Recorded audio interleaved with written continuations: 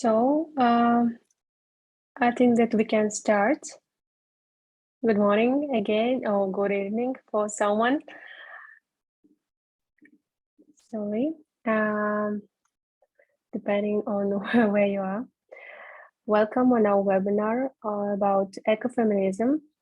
First, let me introduce myself. My name is Nargiza. I am SMM manager. I'm an expert of SMM in EECCA.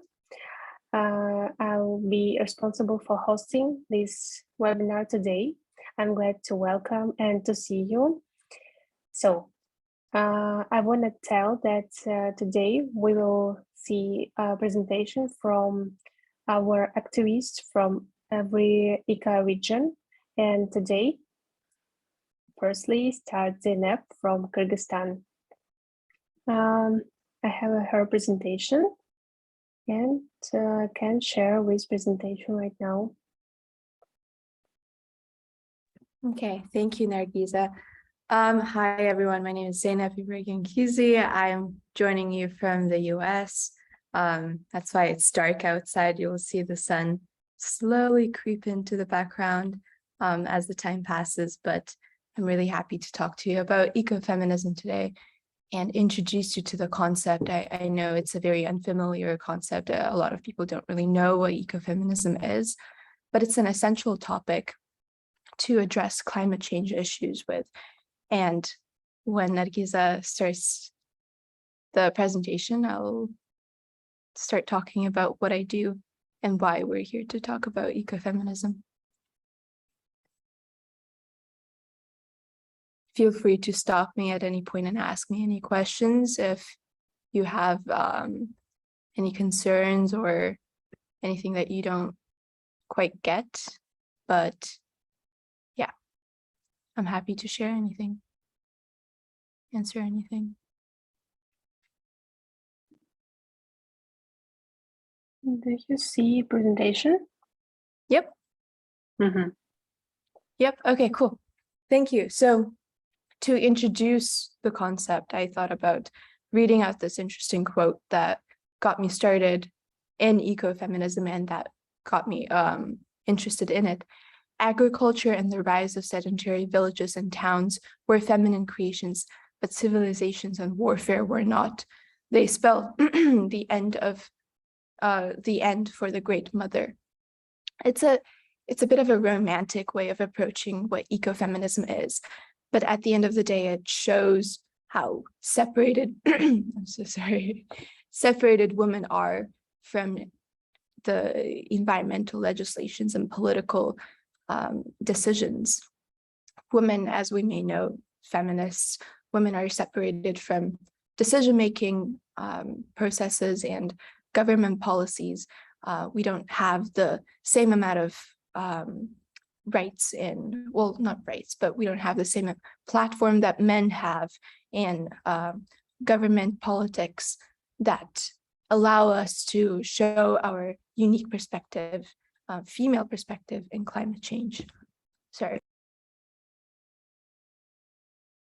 Okay, I'm back. And I would know that because I worked very closely in environmental institutions and in political, well, universities, studied in a university with predominantly male students. Next slide, please. Okay, I'm a female intern at Plant for the Planet still. I'm working in the legal department and we plan planting projects and educational programs at Plant for the Planet. I'm here today to offer a unique perspective of what it is like working as a female person of color, minority in a predominantly white and male-dominated field. And I aspire to be an environmental lawyer and represent women in developing countries. The perspective of women, I think, is very important to look at the perspective of women in environmental policies. And moving forward, when we address climate crisis issues, we really need to consider how women can cooperate and give their very important perspective on environmental issues And we can see that women aren't supported in climate education and the climate dialogue, just because of how disproportionately women are left out of the educational programs. If we look at the different activists that are taken seriously online, we can see that most of the climate activists are men, which is very frustrating because I think that women have an important perspective and voice in this crisis. And as we may know from our developing country perspective, women are the main actors in household farming and families where they utilize natural resources to support their families. We organize how we use natural resources within families. So why should we not learn how to use them in a sustainable way, in a way that's environmentally conscious? We utilize these natural resources, but we're not given the education, the correct education in sustainable farming and sustainable agriculture that we need to move forward into environmental consciousness and understanding, or co-living, cooperating with the environment into a more sustainable future. Next slide, please. So why are we talking about this in the first place? Why are we concerned about women in climate dialogues, and why a feminist opinion is very important in climate dialogues? Well, we can see that in most countries, in most developing countries, women are disproportionately affected by climate change. First of all, as I said, women are responsible for home improvement and for management of resources in their families. But more than that, women don't have any other resources but natural resources within their families in developing countries. Agriculture is one of the main ways women can have autonomy in their lives, and one of the main ways women can control their resources in their lives. There are still, we live in a very lucky world where we have the same amount of rights as men do, but there's still more than 1.3 billion women who don't have a bank account in the world. And those women, the main currency that they live through is natural resources.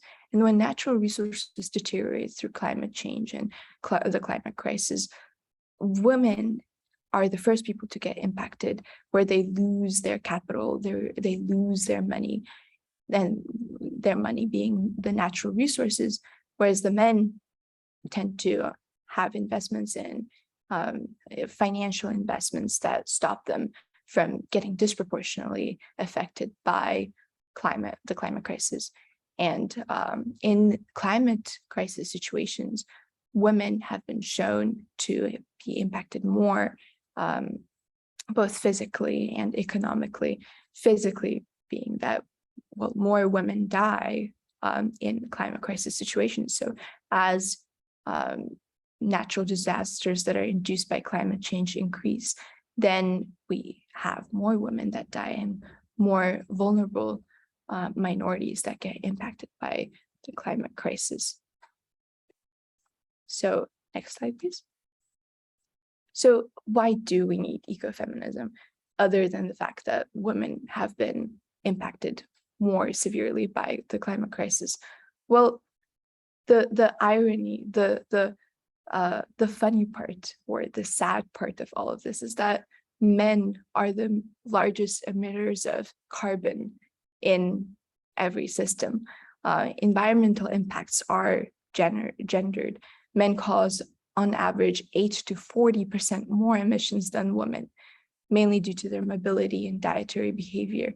So societally, we've proven that men produce more emissions, but women get impacted more by those emissions. Now, how is that fair?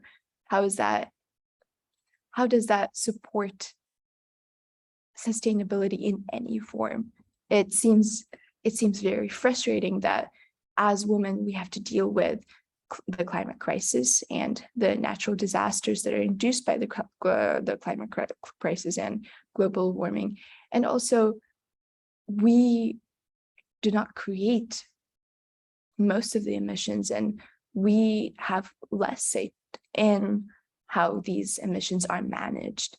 And it seems that as feminists and as women, we're put in a less powerful position where we face the consequences of the emissions that are not made by us, and we also have no say in how we proceed with the crisis further on.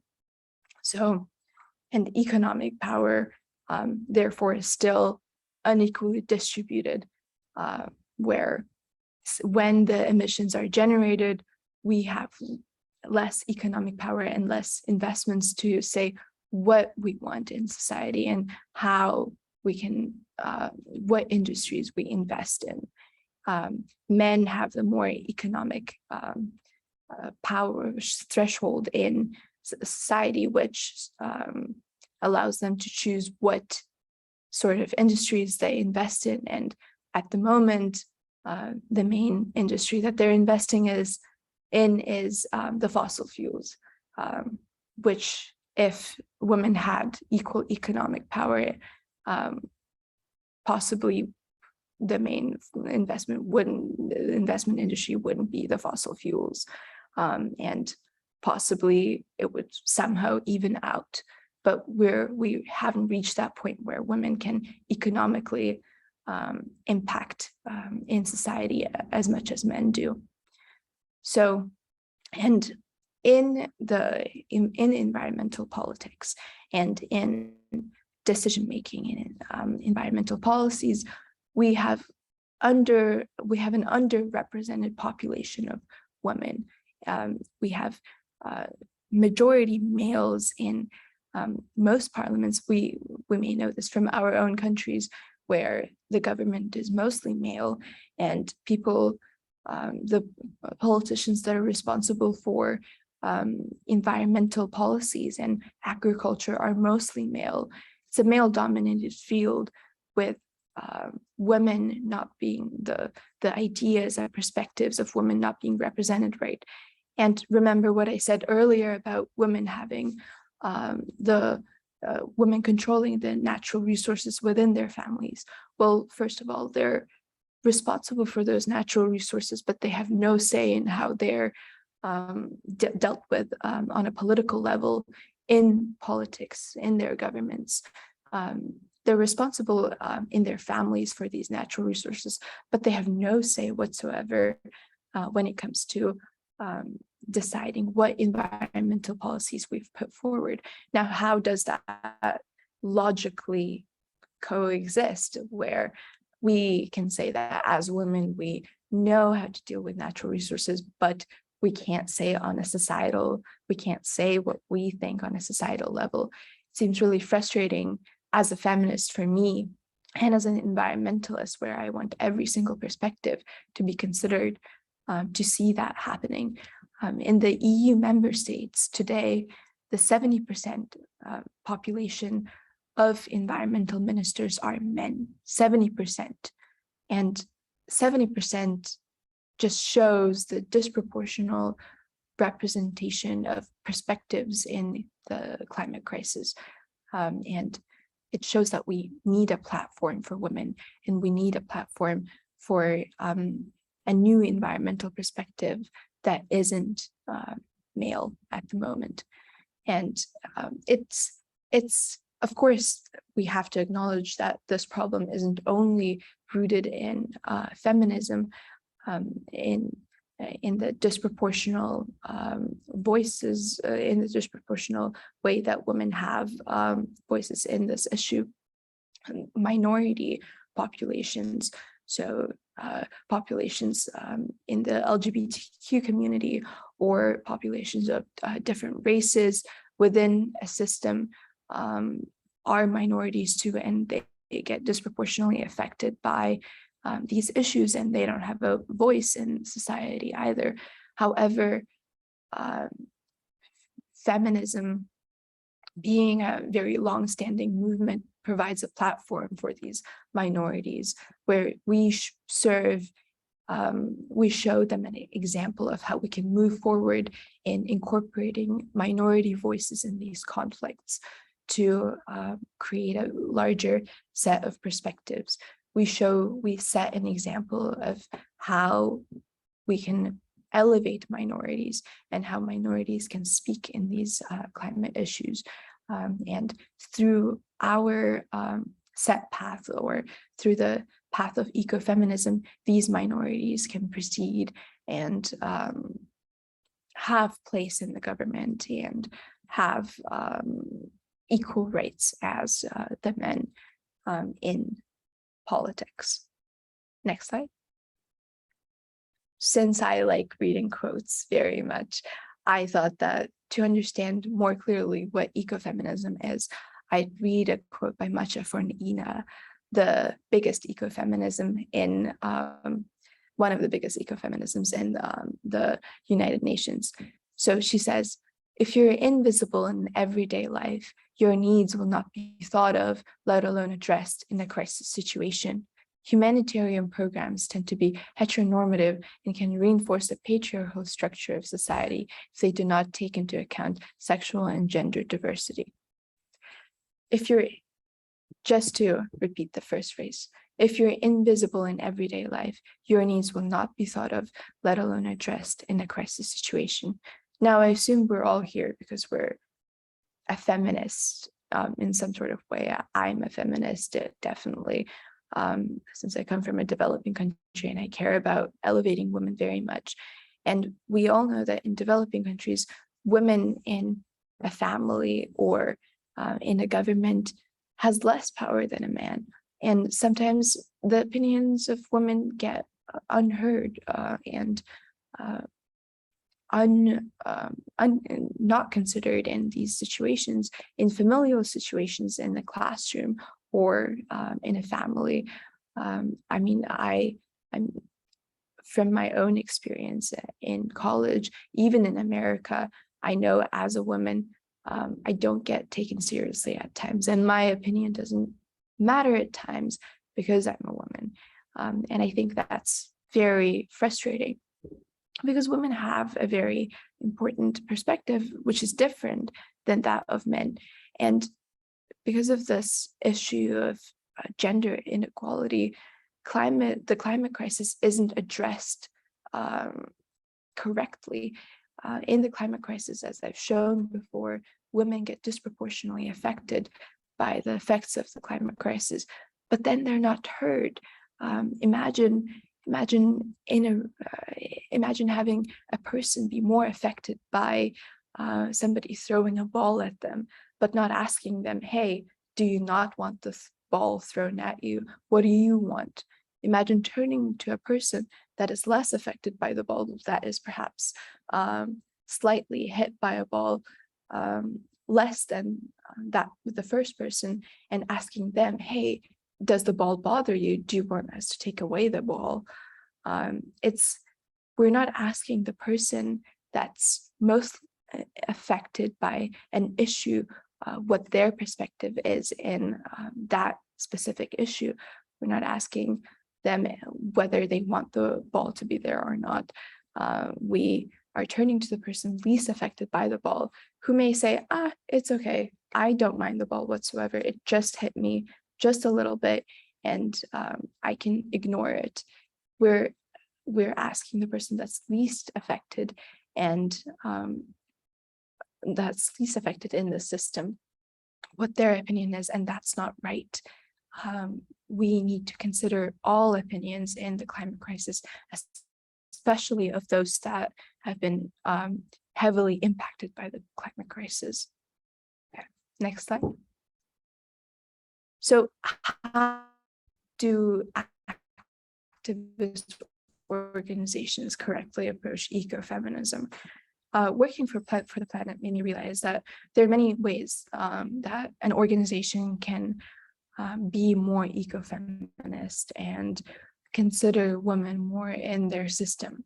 We at Plant for the Planet, we plant trees. That's the main spiel. There's nothing behind it. We plant trees. But the way that we proceed, the way that we plant trees is very unique, because whenever we go to a new planting location, like the one in Yucatan, Mexico, that we have at the moment, we ask the people in their communities, in the community, and especially the women in the communities, what sort of planting should this organization do? What sort of trees would help the familial system, the economic situation of those communities? We ask them, hey, like, as a woman, what sort of tree do you want to see? What would help you? For instance, in Africa, we had a planting project, and we planted specific trees that could produce special sort of fibers that people can eat, and also special sort of fruit through which they can make palm oil and sell, well, not palm oil, but oil, and sell it to their communities. So through the planting, we create economic stability for women, because using the natural resources that the trees provide, they can increase their economic stability. And we're also looking thoroughly at every opinion that matters in the region, and making sure that the environmental impact of the planting doesn't negatively impact the women in the communities. We're also, when we create educational programs and environmental policies within our organization at Plant for the Planet, we make sure that enough women, equal amounts of women as men, have a say in the decision-making process. As an intern at Plant for the Planet, I was asked to do a lot of videos talking about what it is like working as a woman at Plant for the Planet, and how Plant for the Planet elevates my voice. And for me, it was really important to say that at Plant for the Planet, my voice is elevated by people asking me what my opinion is, and people making sure that I'm being heard. And that's what an organization that is eco-feminist should do. They should ask women and make sure that women are being heard and appreciated, that their opinions are being appreciated within a decision-making process like this. So, and on top of that, with the planting projects that we have, we make sure that jobs and economic stability is guaranteed not only to the men in the communities, but to the women.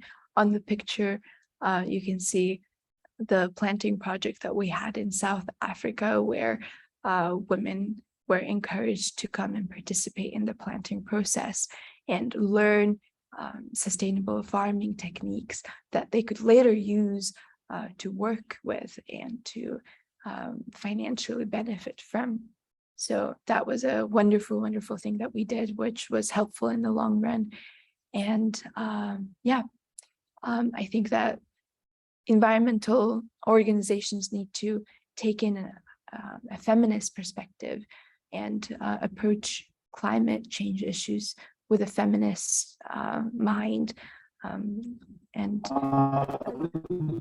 term fiscal comes from an old word, the fist. The fist is an old-fashioned word that appears in some dictionaries. Okay. Sorry, someone has a bad sound. I just don't know. No problem. They just helped me finish my presentation. Yeah, that's it.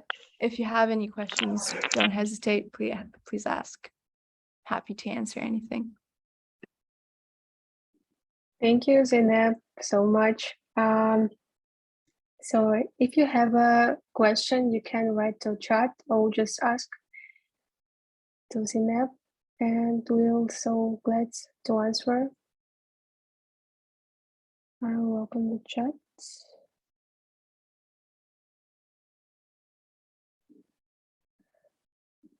So, And please, can I ask Aziza Alimatova, don't draw in the presentation because I just saw that have some like line in our presentation. Thank you so much again, Deneb, for your presentation. It was amazing. And actually, I want to tell that if you have some question, you can ask and write in our chat.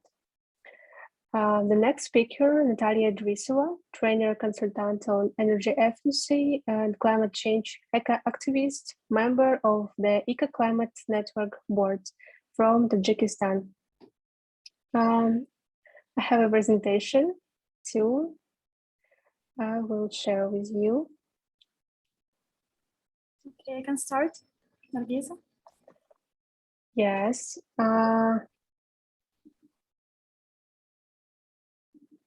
I will open. Okay, hello everyone. Thank you for your interest in such a crucial topic, such as ecofeminism. And I'll ask Nargisa to open my presentation and I will tell you next slide. So my today presentation is about our areas in Pamirs in Tajikistan, where we work very closely to women who have a very lack access to education, to natural resource, and this environmental project is called Clean Energy and Women on the Roof of the World. So next slide, please. And I want to tell you some words about me. So my name is Natalia Idrisova. I am an activist from Tajikistan. I have been working as a project coordinator of the public environmental youth NGO called Little Earth. I am also the board member of Climate Action Network of EECCA region. I'm a correspondent of Live in Asia regional media eco platform. And I'm also the consultant of OSCE and IDB in Tajikistan. And we closely work on energy efficiency. We support youth green movement, and we work a lot in mountainous areas where we closely work with women. And I will tell you about this project a little bit more. So next slide, please. Yes, I want to tell you a few words about Tajikistan and climate change issues. And of course, I will relate these issues to women in climate crisis. So due to geographical position of our country and high mountainous landscape, our country is very rich with water resources and natural glaciers. That's why our country is very vulnerable to climate change, and our country is the most vulnerable countries among Central Asian countries. Next slide, please, Nargis. So next slide is about potential risks of climate change in our country. And as we see from this picture, we already could see this negative consequences of climate change right now. It's melting of glaciers, it's droughts in different regions of our country. It's a lack of water, it's mud flows, floods, and landslides in different regions of our country, which mountain communities face every day. Next slide, please. And of course, as a negative consequences of such situation, we could see increased poverty. We already face some food security problems, aggravated migration, and of course, access to natural resources. Next slide, Nargis. Yes, and this is how our women from very remote areas and Pamirs live every day. So they already face with a lot of challenges, living in a harsh climate, in a very high altitude, and they face different problems towards sustainable development. Here you can see the one of our village, our focus target areas where we work with women, and they actually already face with energy crisis. They don't have electricity at all in this small village. So they have to heat and cook every day, and collecting firewood for them, it's a very, very big problem. Next slide, Nargis. Yes, so energy crisis and lack of fuel, firewood, and biomass. And here on this picture, you could see one of the local women who collecting like dry shrubs, going 10 or even 15-kilometer one way to find such shrubs. And this is actually very hard work for women every day. And a lot of their men going to labor migration, and all the hard work on the field, on the collecting firewood, on children and livestock are on women's shoulders. So next slide, please. Just the pictures of everyday life of local communities. And here the picture describes the destroying of vegetation around the villages we work in, and local children are also involved in the collecting firewood. And in many regions, it's a real disaster, as we see very degraded areas around, and there are a lot of forests around, but now you see it's like disappeared at all. Next slide, please. Nargis. Yeah, this slide. Nargisa, do you hear me? Yes, yes, I hear you. Hello, Nargisa. Sorry, yes. I'm sorry, just freeze. Actually, I hear you. Yes, I'm sorry, I just like see the frozen. Yes, this slide. So on this picture, you can see the traditional way of heating and cooking stoves. As you see, women this absolutely inefficient stoves, and actually it's how they cook. It's like combine heating and cooking stoves, and sometimes in summer times, during summer good weather, they use like outdoor stoves as well, but collecting firewood for them is still a very, very big problem. So despite on this work on collecting firewood, dry them, they also faced with a lot of different problems with their health and their lungs because they have to swallow the smoke every day. Next slide, please. Yes, this picture describes how local women make from the manure, and the next slide describe actually how it looks like. And actually people, yes, dry biomass is used as firewood. Sometimes they have a lack of adult trees and shrubs, so there's like some kind of alternative for them. Next slide, please. Yes, and also responsibilities on livestock is on women's shoulders. And here you can see the truck full of local dry shrubs called terisken. And the people actually have to spend a lot of their money, not just to buy shrubs or firewood, but they still have to buy some coal, gasoline and gas sometimes, because it's not enough for them in the villages where they don't have lack of electricity. Next slide, please. And I'm slowly will, yes, and this is also the big problem, the remoteness and the transport isolation. And of course, it causes a lot of natural disaster due to the climate change. And sometimes when the level of river rise up, people couldn't get to their villages for several months.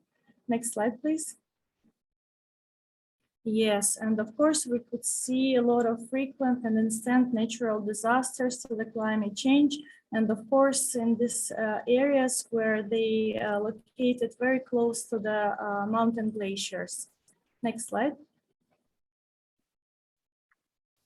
Rising conflicts for natural resources. On this picture, you can see the representative of local forestry service who is telling about the natural conflicts, and the local residents sometimes cut the trees where they're prohibited to cut the vegetation at all, but still local people don't have any alternatives. Next slide, please. Yes, as I mentioned before, a lot of men from very remote areas are in labor migration. So often local women are responsible for all the hard work. Next slide, please. Yes, some local residents spend a lot of energy, time, and money on finding or buying the fuel. And as I mentioned before, sometimes local women with their children go up to 15 or even 20 kilometers one way just to find some firewood. Next slide, please.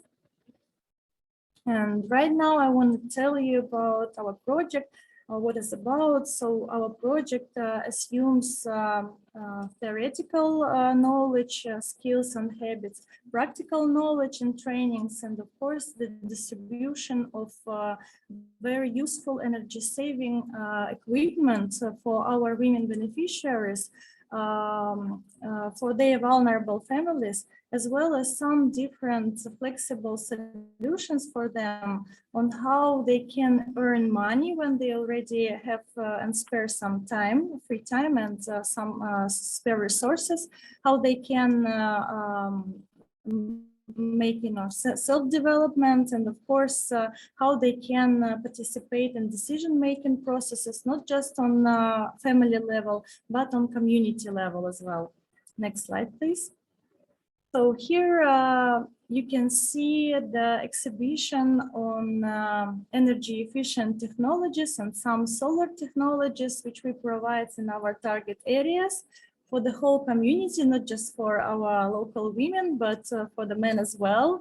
So it's just some examples of energy efficient tools, wooden doubled energy efficient windows and doors, as well as some good lightnings for local residents, and many different solar technologies. Next slide, please. Here you can see some equipment that we distribute among our local women. Very useful stuff is a solar cooker. Solar parabolic cooker is a good helper for local women.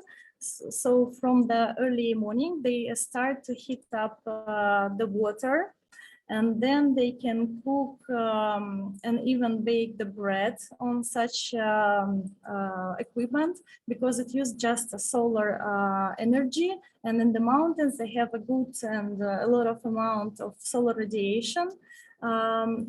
As well, you can see the solar water heater that we installed on the public bus, and people could earn some money on the tourists as well. They use the water heater in their community as well. Next slide, please.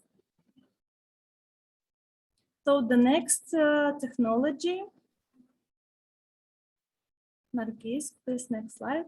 Yes, of course, we work a lot on introduction, new knowledge, skills, and habits, and we provide a lot of questionnaires among our beneficiaries to understand their needs, to understand what kind of equipment they already used, to understand how many fuel they need, what kind of equipment we can introduce for them, and is it like very hard for them to use this equipment or not? Maybe they also share with us their opinions on how they see the future development of their communities. Next slide, please.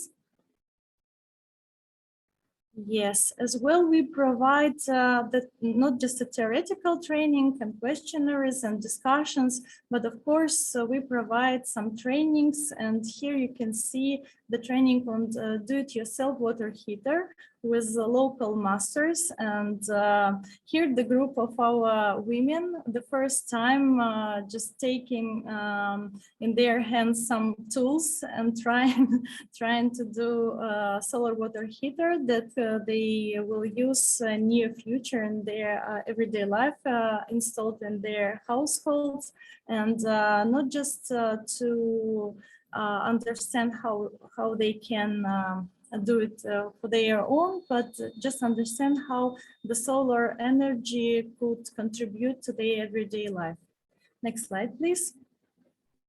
Yes, here the local masters shows the group of women how they can insulate the household with the natural resources they have around in their communities. And it's a very, very good example how people could contribute to energy efficiency in their houses by their own.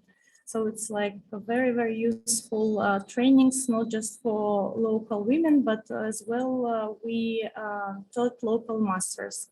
Next slide, please.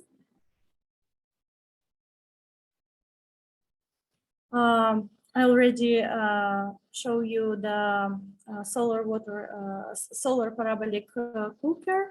Is a very good device that is very useful and very easier to use it in the everyday life for water, heating water and cooking. And the next slide.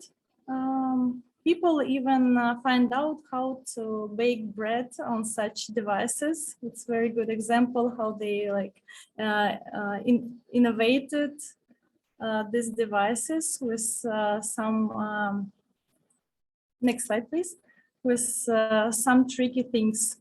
Yes, one good example of our project is solar greenhouses that we built with local residents, and this kind of constructions is very useful and very simple actually, using the passive solar energy, and it's very helpful in the harsh climate of mountain areas, and help to grow vegetables and other greeners in the harsh climate.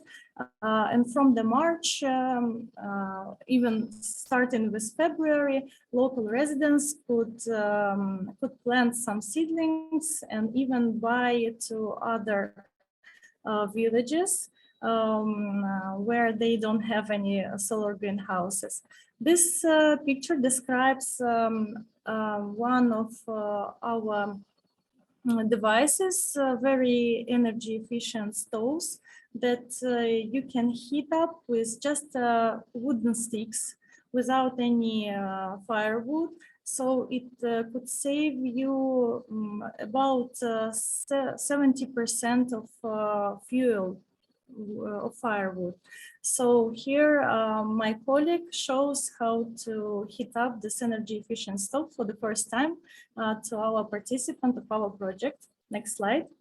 The same type of energy efficient stoves. On this picture you can see the solar lantern with the option to charge different devices. So it's very helpful for the residents in the villages where they don't have electricity at all, or they have a lack of electricity. And women use these lanterns not just in the household, sometimes doing homework with their children, but as well they use it outdoors when they come back from the fields, or they need to go with livestock late in the evening. So next slide show you as well. Next slide, please. Oh, Yes, the example, no, just come back, please. Come back, yes. This example of how we work with our women on self-realization. No, Nargis, please. The previous slide, please. Yes, this is the solar workshop. Yes, this slide. The alternative job we create using solar off-grid system. We installed on the household of one of our participants. She already had the sewing workshop, the small one, and we just helped her to install the electricity using solar energy. And we bought this new electrical sewing machines. And actually, she could provide 2 or 3 extra jobs for her friends as well from this village. And this solar sewing workshop still works and giving extra jobs for local women. Yes, next slide, please. So as well, we work within this project, we work closely not just with women on practical solutions, but of course on reforestation of vegetation around in this region. And here you can see how men prepared the fence. And after we provided some workshops of planting the trees, the local trees, endemic trees with our women, and they closely involved in reforestation issues in their region as well. So next slide, please.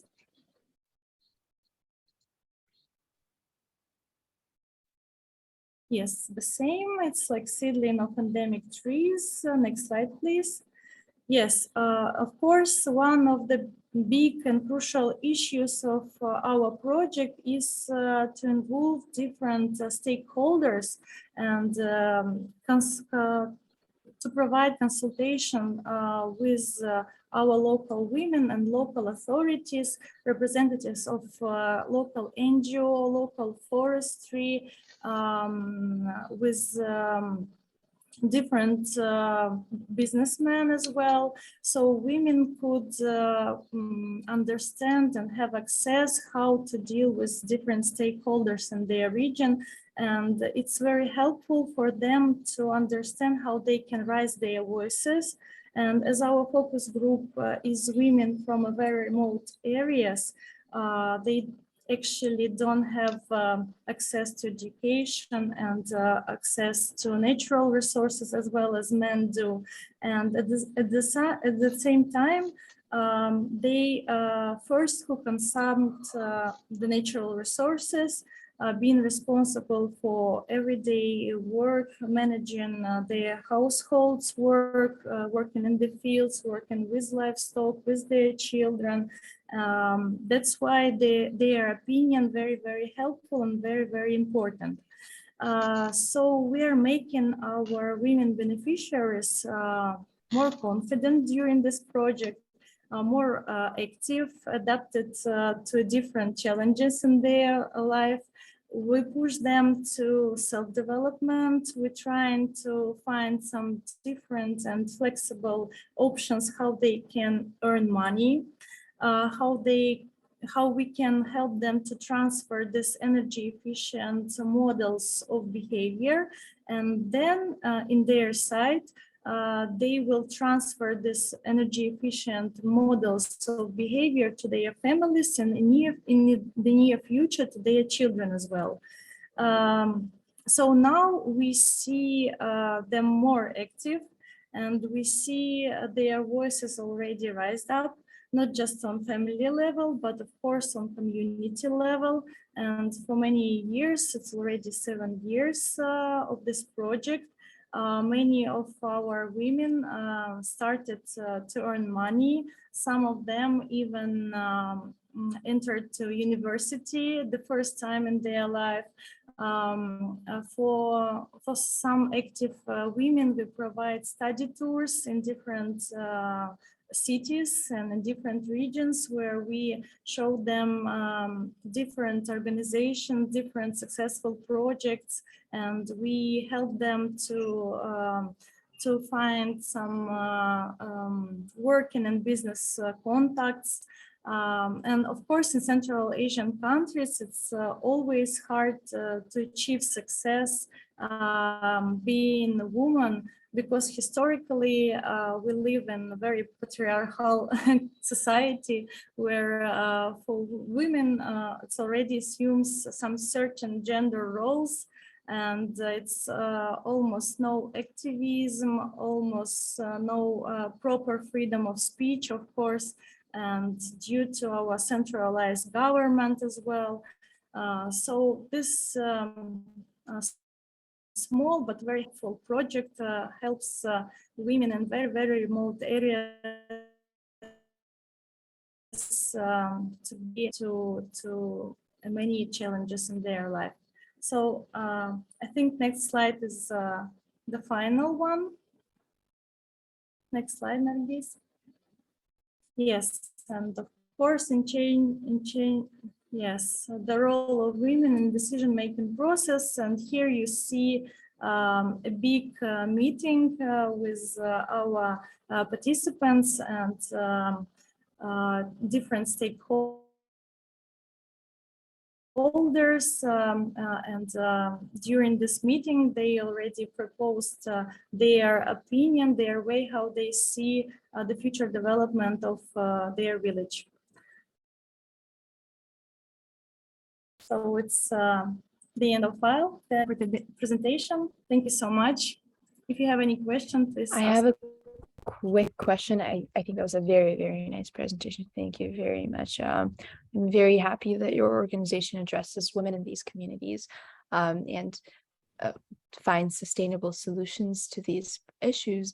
One question I had was, how could the government, because you talked a lot about your project being completely independent and this lone standing project that helps the women and helps the environment, but how can the government help projects and organizations like this?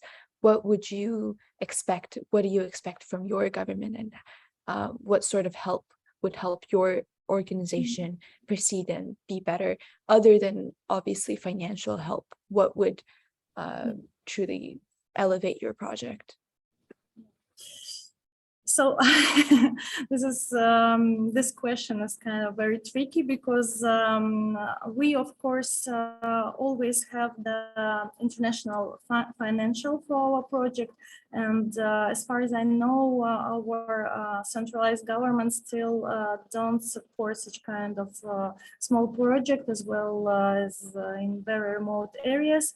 But for us, it's very flexible and more convenient to start dialogue with local authorities, not in the capital of our country, but mostly in this mountainous area, where local authority more understandable, and they really want to help some of their communities, but they don't have money for this purposes, and they don't know how really to help such kind of vulnerable target groups. So for us, it's more easier to start dialogue with local authorities and to involve them, to ask them to participate in some meetings, to start maybe propose to our participants already after this project being end, some job places, maybe some vacancies, or maybe to help to enter some universities closely to their communities. So just this kind of help we face right now, but maybe in near future it will be like more and more attention from local governments to women problems. Thank you so much for your presentation, Natalia, and for your play. Sorry, if you have some question, I didn't see in our chat some questions, you can ask. Don't be shy. I know that many people don't know what is ecofeminism right now, but I think that's today you will more know what is it and why. Nargisa? Sorry, Yeah. Nargisa? Yes. Hello. I wrote my question in the chat. Maybe it's kind of overall question. Thanks to the presenters, that was brilliant, Zeynep and Natalia. So I wrote my question, Natalia, does Tajikistan's government has some policy in gender issues overall? That was my question. Yes, of course. So we have a strategy. We have in the strategy of development Tajikistan, they have the really big part of gender policy on how the government should create new job places for women, the share of participation women in governmental departments, but it's not really related more about rural areas. So it's like overall strategy. It's very brilliant. I hope we started working more and more on that. But yes, we have a really big and crucial shift in strategies to 2015. Thank you, Natalia. Thank you. Thank you so much. So if you don't have a question, we can continue with our another speaker from Uzbekistan. It's Zhanna Rakhimova. She's feminist, eco-activist, editor at Ekolog.uz, and she's from Uzbekistan. I told you. Zhanna, can you check your mic? Yeah, cool. Do you wanna, I will share with your presentation or you do it yourself? Okay, thank you. I can give you co-host. Oh, good.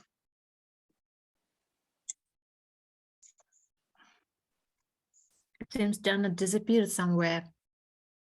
Yeah, we can't your video. We can't I see switch Zhanna. off my camera.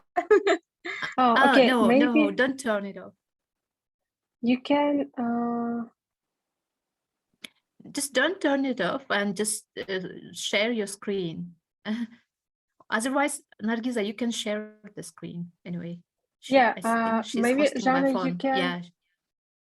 Oh, Yeah, okay. You can. Do Okay. you see my? No, it's fine. Yeah. Yeah, we'll see. Thank you. Okay. Sorry. It's my theme, eco-activism as a way of life. My name is Zhanna Rakhimova. I'm from Uzbekistan. I'm the feminist and eco-activist from Tashkent region, and now the editor of website Ekolog.uz. From my childhood, I was born in a small city, Yangul city. This city situated in Tashkent region. And from my childhood, I saw only ecological crisis problem because in my city lived 60,000 people, and in this city was built more 30 agriculture and many factories. These factories had a high air pollution, and the first eco activity started at 18 years old, and then I started to sign from my neighbors for advocacy this problem in my I'm now I'm the author of Suhbat podcast about the gender stereotypes and connect with feminist issues, and my main activity ecological and climate protection. Now I'm the editor of ecological website Ekolog.uz. I'm the editor of the Russian version in my website and NGO Ekolog.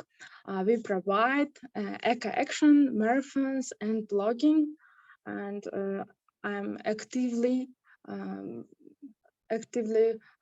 support these eco actions. And during 3 years, I realized my project connected this RLC eco problem and his influence on women's health.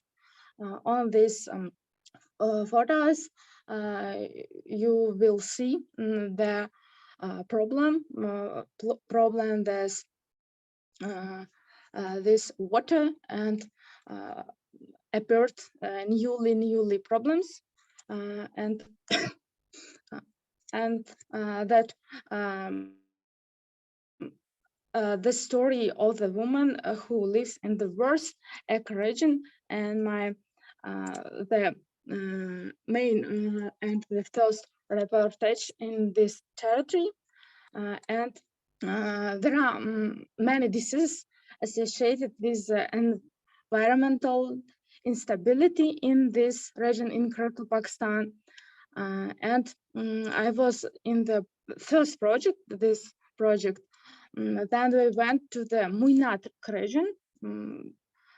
You see in this photo and video report, and these places, this woman who has disability but works and has opened it in a small shop and is an entrepreneur. And the second fact, and my next reportage in these themes, the impact of industrial plant emissions on children's health.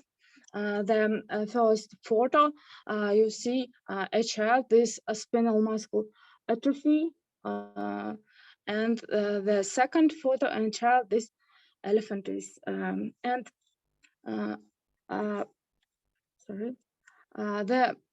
second fact is the impact of industrial plant on children's health. Is one family in Navai region, 3 children out of 5 have disabilities and spinal muscular atrophy, and another person has elephantitis since childhood. And we tried to help the second young man with surgery, and then we published an article about him. We found donors and sponsors for his treatment, and unfortunately we didn't manage to get our help, and this young man died.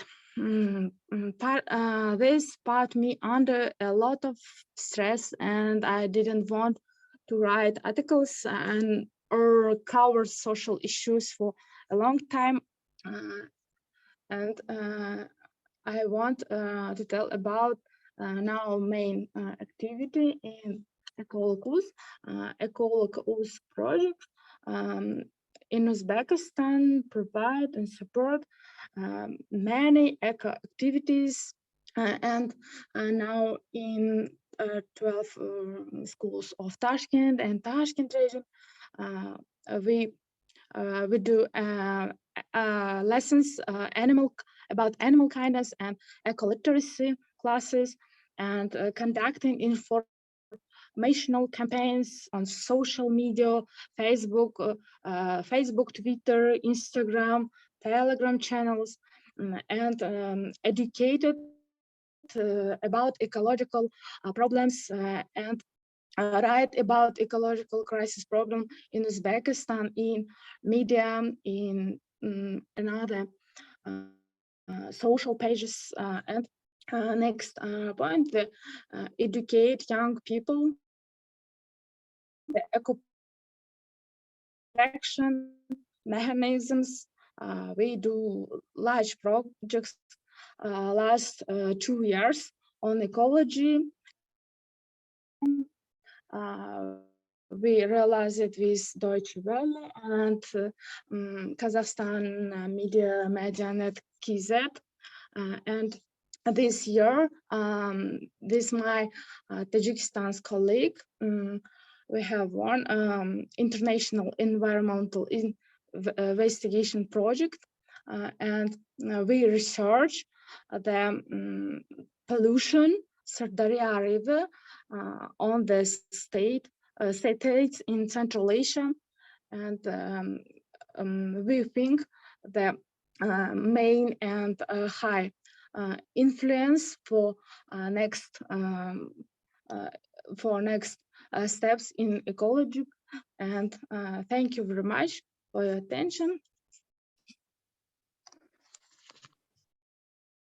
Thank you, Zhanna. You can stop your demonstration. Okay. Thank you. That was a wonderful presentation. I'm really glad that you brought up the impacts of industrial emissions on children and minorities. I think that's a very unspoken of issue that we haven't addressed yet, but it's very important considering that these impact the plant emissions impact the health of women, and when they give birth to children, that's when the chemicals accumulate in the body and impact all the children, all of the children of the women that are impacted by the emissions. I think that's a very good point. We haven't talked about reproductive health yet, and how women are disproportionately affected by plant emissions, because women are the people that give birth in society, and any chemicals in an environment impact women more than they do men, because at the end of the day, women give birth to the new population. I think that's a very important point and issue. So thank you for raising that. Yes, actually, I want to ask about every time when I see what is ecofeminism, I just search that ecofeminism. It's so close with feminism, but I just want to ask about this. What connection do you see in your project with ecofeminism, like with feminism and eco-activism in your project? Do you have insights from your project? Thank you very much for your question. In my main insight about it, because during my life, I write and speak more everywhere about the feminism, because I'm feminist, and very possible for me live a good place without ecological problems, ecological crisis. And in my free projects, their main role has the influence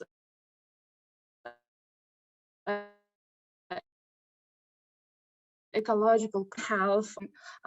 Last project about Kazakhstan has high level in this, and now this one project, now I do trainings for women in rural territory in Tashkent region, and I support and provide women right project open their business or internship in rural territory. We know this the high problem, this economic problems in rural territory of Uzbekistan, and I do these trainings help her in next in future. Thank you so much. I hope that this presentation so help you, and you understand more what is ecofeminism. So our next speaker from Tajikistan, Farangis Davronova. She's activist, she's feminist and journalist from Tajikistan. I just wanna share with your presentation and just wanna tell that if you have some question, please write in chat. And we have a recording of our webinar. Don't afraid of this. If you can connect right now, you should subscribe in our YouTube and in our social media pages. So, Farangis, do you hear us? Hello, everyone. Thank you so much, Nagisa, for your invitation. I'm so glad to be here now. And thank you for previous speakers for such kind of wonderful and cognitive presentations. My name is Farangis Davronova, but currently I'm in Japan doing my master's degree in international public policy, and I'm doing my research on intersection of gender and media. I want to talk with you a little bit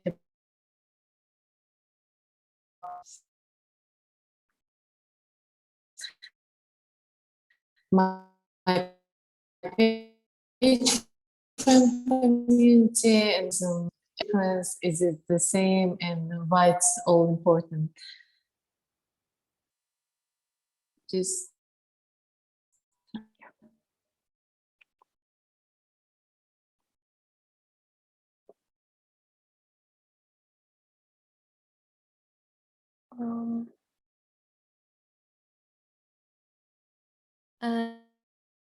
Sorry, do you hear just me? something on his voice. Can you turn on your can you turn your microphone on, Farangis? I can't hear you. Yeah, you're off. sorry.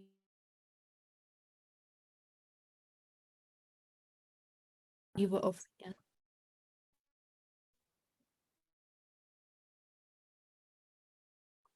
Oh, my internet is a little bit bad right now.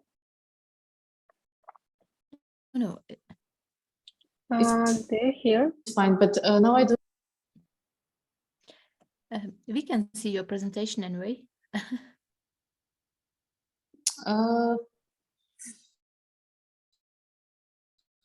We can see it.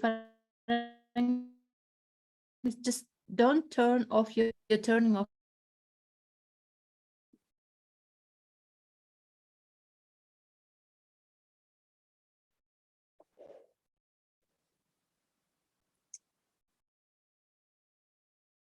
Wrong with I don't know them. why I don't. I don't unmute myself, but whenever I speak, I see that it's unmuted. You're unmuted. I think it's something is wrong with your laptop, or I don't know what it is. But we can see your presentation very well. Yeah, and we hear Well, you okay, then. and see your presentation. You can continue. Okay, cool. Thank you so much. Sorry for these technical problems. So Fem Community is the platform that I opened like 1 month ago.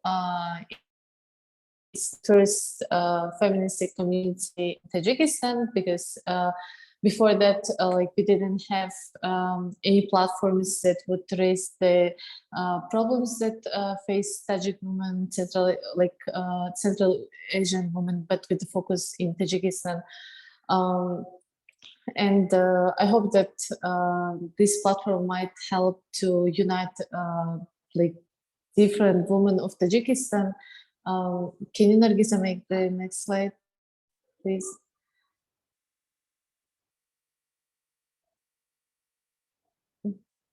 Thank you.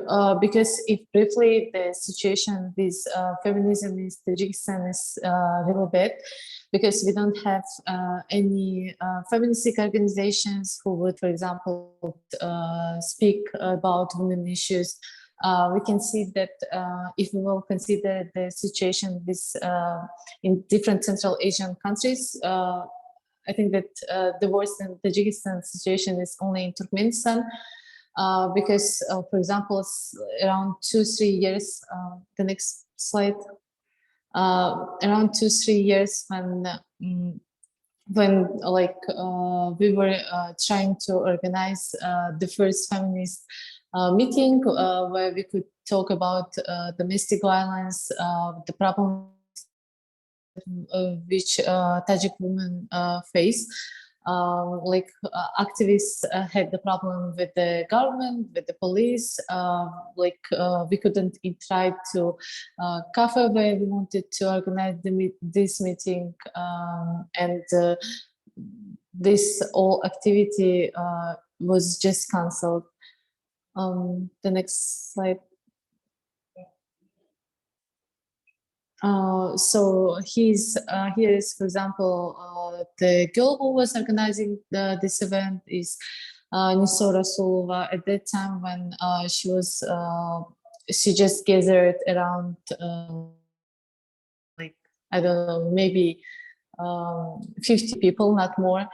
And we were going to the place in order just to gather and speak. It wasn't like the march, it wasn't the meet, it was our right to just gather and to discuss the problems that we face, but unfortunately we couldn't do it. And it's not the only example of why there is so hard in our country to just publicly say that I'm feminist, because this word considers as something bad, because there is a lot of stereotypes about feminists, how she or he should be, and usually people don't accept this thing because they think that it's something Western and something that try to destroy the traditions that they have and stuff like that.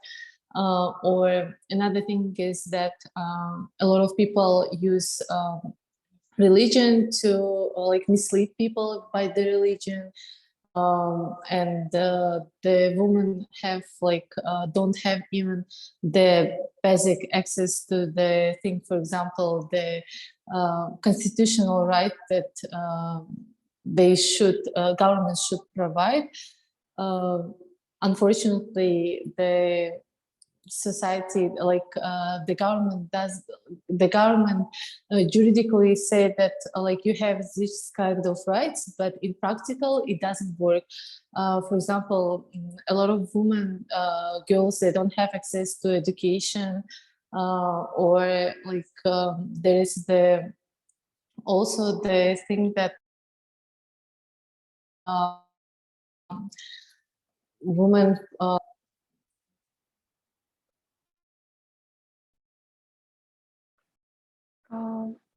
something wrong with internet?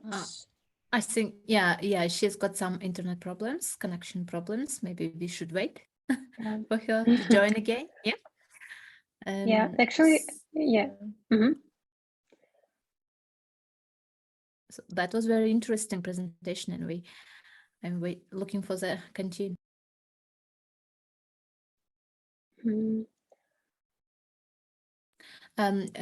Just in case, in our country, in Kyrgyzstan as well, that feminism was, I think the topic of feminism was quite related to kind of LGBT style topic, yeah. Until three years ago, when we started to march against kind of anti-feminist. And now people start to understand what it is. Yeah. Okay, Farangis, go on. We were waiting for you. Sorry. Yeah, I just wanted to just to continue that. Really, it's the problem is that people don't accept their feminism, and at the same time, they don't pay attention that women face with a lot of problems. Starting that, there is the problem with the. Most of Tajik men, as I mentioned before, use religion, they have second wives, and it's something that, again, for example, makes tougher the life of Tajik women, because they don't have, again, for example, the rights to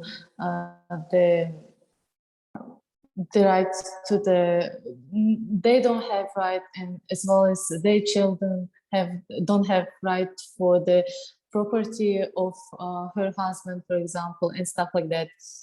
The next slide, please. But I believe that it's really important to raise the problems which women face.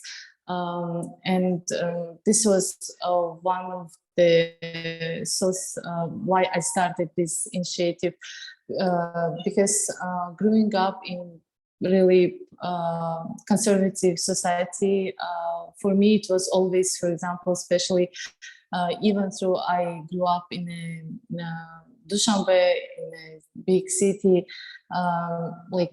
I used to face, for example, this harassment a lot of times. I used to face with gender stereotypes all the time. And I thought that it would be really good to create the place where I could gather the people whom I could share some stories, raise the issues, hear their voices, because it might be this bad that it's just I'm doing all this online, not offline, but as well as we don't have the opportunity now for doing some activities offline. So that's why I believe that it's better to do at least anything, something at least that anything.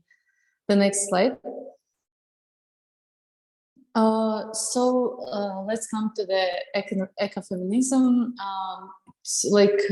I will say that I want to start with the note that it's really important to know that feminism and feminist activism, ecofeminism or activism, eco-activism, is totally different stuff.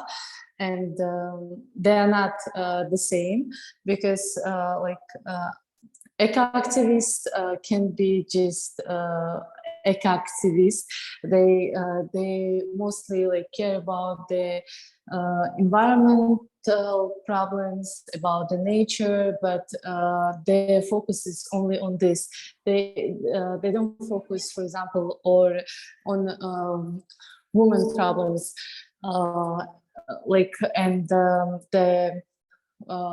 Feminism again concerns only the problem with which focus face the woman, and ecofeminism is the direction which include feminism and eco-activism in both, and believes that these two directions are connected between each other, because women are subjected to the same kind of oppression in patriarchal society. Environmental problems are social problems, and as also, again, ecofeminists believe that there is intersection between women and feminism, because they were suffering more from this patriarchal society, patriarchal system than anyone else. And the next slide, please. And there is like 3 examples of really cool eco-activists from whom I admire. They're from Tajikistan, and they explain they're not, unfortunately, eco-feminists. I don't know, maybe there are people who are like eco-feminists in Tajikistan, but I myself don't know. So these are 3 people who are eco-activists, and they're from Tajikistan. For example, the first one is Lutfia. She's really cool because she explains, she just like share on her Instagram about how she usually typically does, for example, any how she tried to be eco-friendly by like using shopers, by like not using plastic bags. Like she explains like really simple stuff that by which everyone can change like her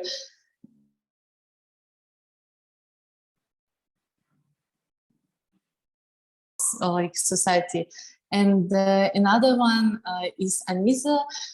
She mostly like explains really difficult, especially for me because I'm humanitarian, difficult stuff about how works emissions, why it's matter, why it concerns us, why we should care about this.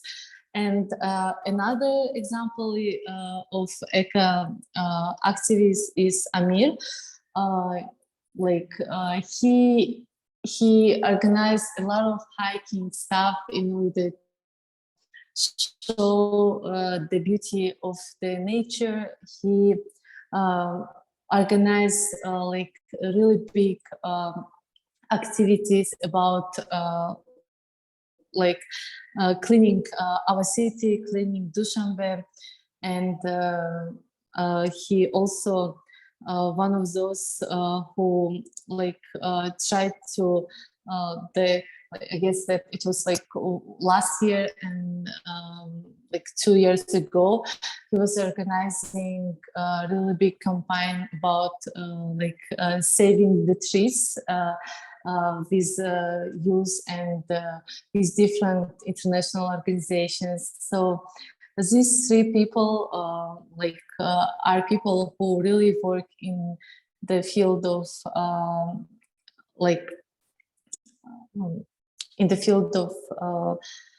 eco-activism in Tajikistan. And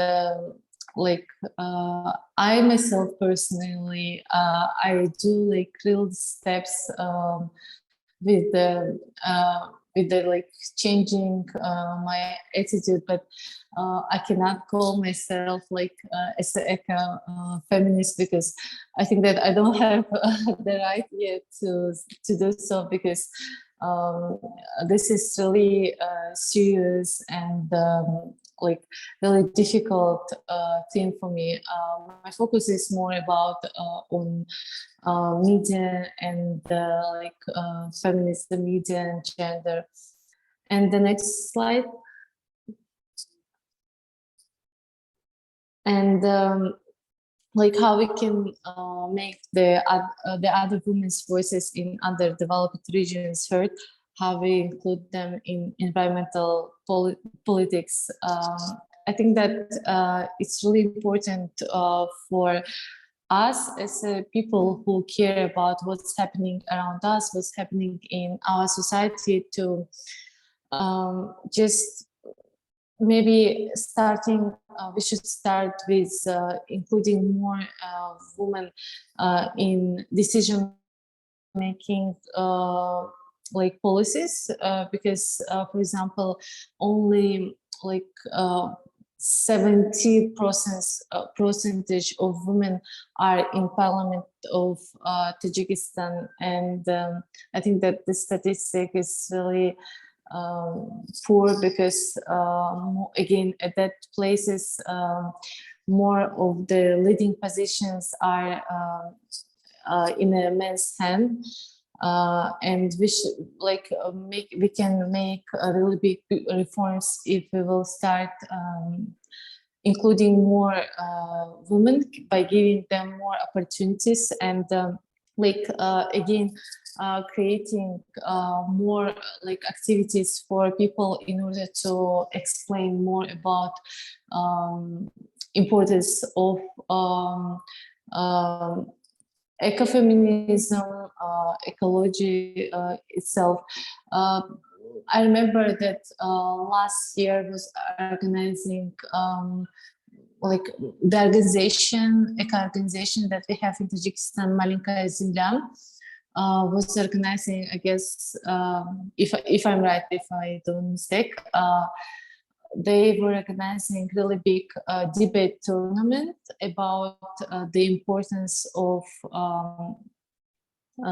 ecosystem in our life, and it was like new way, new approach to develop really big and important theme by including more youth. People was prepared to speak more about it. They were debating on different theses, and maybe to creating such kind of creative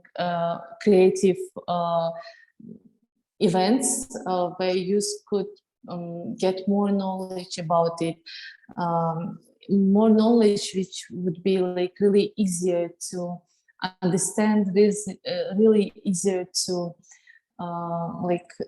explain them to someone, because sometimes never which person who doesn't have for example degree in there is some difficult things which would be really hard, I guess, to understand to person who is far from the topic of ecofeminism, for example, and explaining it in a really easy way would be one of the good solutions to develop this direction in our society. And the next slide. And yeah, thank you. If you have any questions, I would be really happy to answer you. Thank you so much, Farangis. It was really amazing presentation. Actually, I had a question, but in your presentation, I find an answer, how we can connect and include feminists in environmental politics. Thank you so much. Thank you, Nargiza. Oh, sorry. Yeah, no, sorry. I'm sorry. But just I remember that there is a question in a group which I saw, but wasn't able to answer. Yeah. Natalia? Yeah, please. Oh, I just have a small clarification. Farangis, nice to meet you. I'm Natalia, working for Маленькая Земля, Little Earth. You just mentioned our organization, and actually Anisa Bibulaeva, she also was my colleague. She started as our volunteer many years ago. I know. So we are colleagues, and yes, right now actually we have been working for an environmental issue for many years in the field of ecological education, and many times we trying to combine the topic of gender and ecological issues. And actually right now we submitted the call of application for women leader in climate change. So it will be in the end of this month. We will provide a small eco leadership school for our local girls from different regions in Tajikistan. So we constantly work on the field of gender and climate change and ecological education, and we are very glad to have such kind of good volunteers and colleagues, and you. Thank you so much, and I'm glad to see you face to face. Thank you. By the way, I just wanted to mention that Little Earth is the only family, like the only eco organization which I know, because whenever I hear any campaign regarding the eco activities, I know that you organize them. For example, I remember how my brother was like gathering different like boxes that we had at home, papers, and I remember that you had the campaign where everyone could bring the like such kind of stuff to your organization, and then there was the prize or something. He studied at schools, but he was like so motivated with such kind of thing that like something that can like change his attitude a little bit, because I saw that how he was like gathering like usually like he was gathering the boxes not only from our house but also from, he was taking from our neighbors, like for maybe like I believe that organizing such kind of stuff for youth, like I mean that it seems like at first I thought that maybe it doesn't have like really big impact,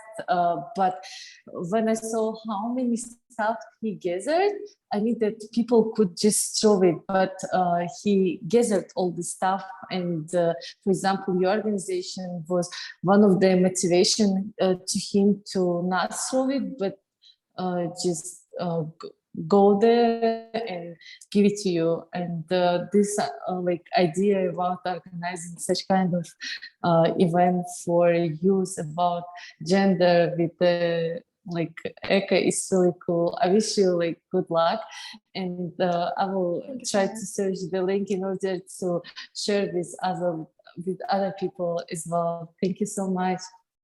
Thank you, Farangis. Actually, I saw a message, like question for you. Is it still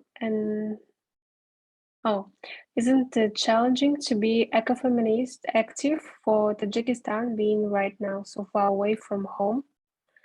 I guess that nowadays, as far as like you have the access to the internet, Yes. it's not like a problem, because I believe in the power of media, and I believe that especially like living in Tajikistan, when you don't have like access to do anything offline, because you might have some problems with your security otherwise. Like it's better to do at least something online rather than like to not do anything and just stay and like by saying that everything is bad. That's true that everything is bad, but I believe that if step by step we will start like doing something, in the end of the day, our situation will change. Yeah, thank you so much. Thank you for all of our speakers. Actually, we should finish because I have agenda. And I want to tell that if you have a question, again, tell us and write in our chat, or we can write in our social media pages. I hope that you'll really enjoy in this webinar. You can find an answer of your question. And thank you, speakers, so much that you were giving this presentation and show us what is it and what are you doing in your region. So actually we have a recording of this webinar, don't afraid. You can see all of the webinar in YouTube. Thank you, everyone. Bye. Thank you. Take care. Thank you so Thank you. much. Bye.